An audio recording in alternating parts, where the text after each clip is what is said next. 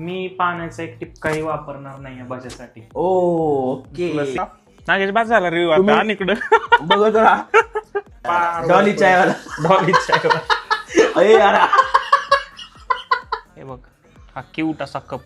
Cute cute आहे कळालं ना. बस क्यूट आहे. क्यूट. हे लागले बाय कंटेंट आहे दादा. आदेश वातावरण वगैरे एवढं मस्त झालेलं आहे. हो, आपण खूप आलेलो पण भारी आहे. विशाल आहे आपल्यासोबत. तर मला असं वाटतं मस्त कांदा भजी आणि कडक चहा बनवायचा का. येस बनवू शकतो आपण. एक नंबर. चलो नमस्कार मित्रांनो, स्वागत आहे तुमचं सर्वांचं.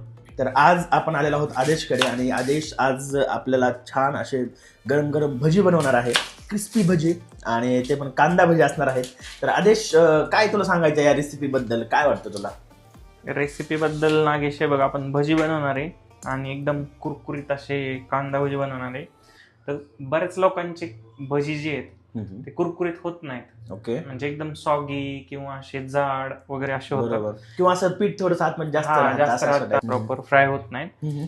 तर आपण आहे ना कसे करायचे सिक्रेट रेसिपी सांगतो. नाही मग भारी असणार आहे काहीतरी. म्हणजे मी हे पहिल्यांदाच ऐकतो की पाण्याचा उपयोग न करता आपण ते भजी बनवणार आहेत, कांदा भजी बनवणार आहेत. म्हणजे हे जरा जबरदस्त विषय असणार आहे काहीतरी आणि तो बघायला मला असं वाटतं की मजा येणार आहे. आणि कांदा भजीसाठी कांदा कसा कापला पाहिजे ते पण आपण दाखवू. हे बघा आता हा पूर्ण कांदा ह्याची साल काढून घेतलेली आहे प्रॉपर. आता ह्याला आपल्याला असं करायचं आहे अर्धा. ठीक आहे, बरोबर अर्धा भाग करून घ्यायचा कांद्याचा. बरोबर. हे जे ह्याचं स्टेम आहे हे काढून घ्यायचं. स्टेम नाही म्हणत आपण, सॉरी, ह्याला मुळाकडचा जो भाग असतो तो थोडासा काढून घ्यायचा, कट करून घ्यायचा. म्हणजे ह्याला ते सगळं चिटकून असतं पूर्ण ज्या पाकळ्या आहेत त्या कांद्याच्या. ते खूप छान असे मस्त बनत, क्रिस्पी येतो, एकदम छान येतो भजे बनत आणि साईज सगळ्यांची सेम होते. आता मी तुम्हाला ह्याचं काय करायचं ते पण सांगतो. आधी आपण असा कट करून घेऊ सगळा कांदा एकदम. आता हे व्हिडिओसाठी आपण हळूहळू कापतो पण तुम्ही असं नंतर फास्ट पण कापू शकतो. हो पण नागेश. बरोबर.